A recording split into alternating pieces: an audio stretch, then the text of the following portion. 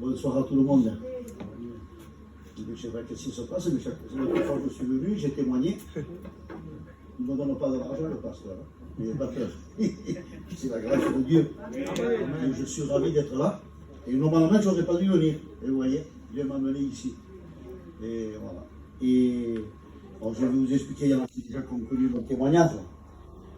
Alors voilà, moi, un jour, c'était à l'époque où il y avait Marion qui était là. Et je suis rentré, j'étais en deuil. J'étais habillé de noir, la barbe et tout.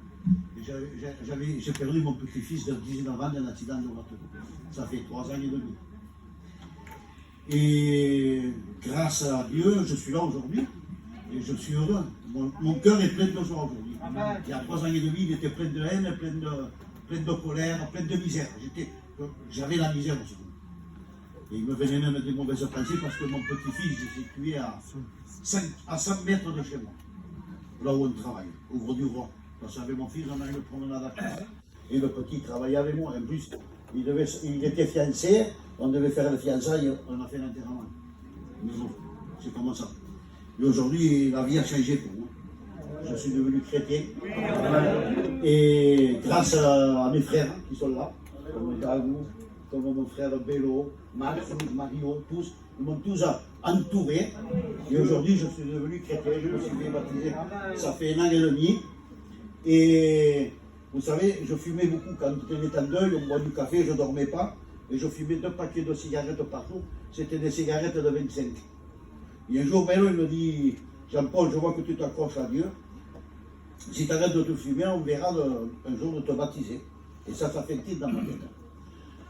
Et un matin, j'allais à la réunion, du Gros du Roi, je venais à Montpellier, à la Figueronne, et tout le temps, je m'arrêtais au même bureau de tabac.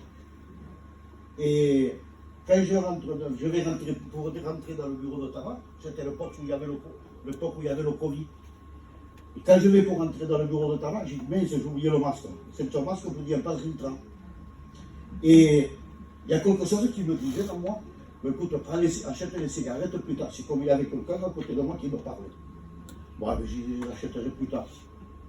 Il me restait 2 cigarettes, j'en fume une en partant.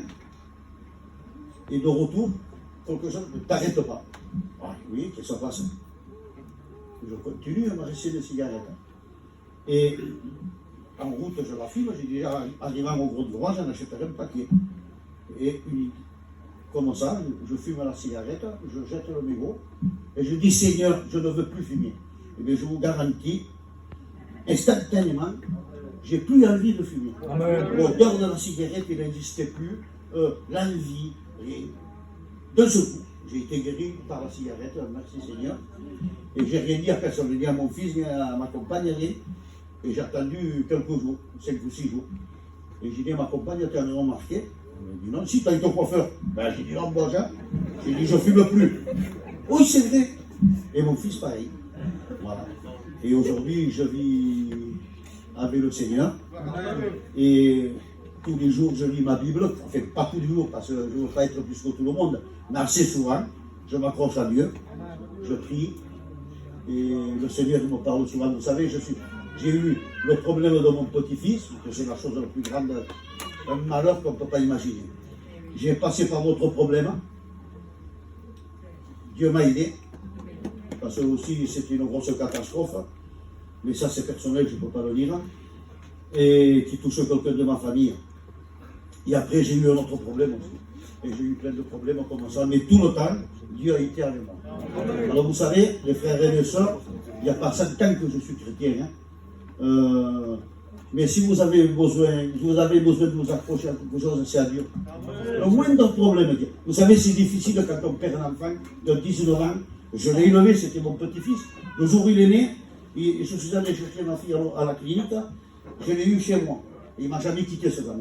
Et perdre un enfant comme ça, à 100 mètres de chez moi, c'est horrible. Et bien regardez aujourd'hui, je témoigne, je suis chrétien, je suis baptisé. Et je vais encore, parce que être chrétien, lire la Bible, tout ça, mais je vais encore approfondir, j'ai besoin de Dieu. Parce que je sais que bientôt il va arriver, et je vais être prêt, je veux qu'on se retrouve tous au paradis, qu'on parte ensemble. Que Dieu vous bénisse.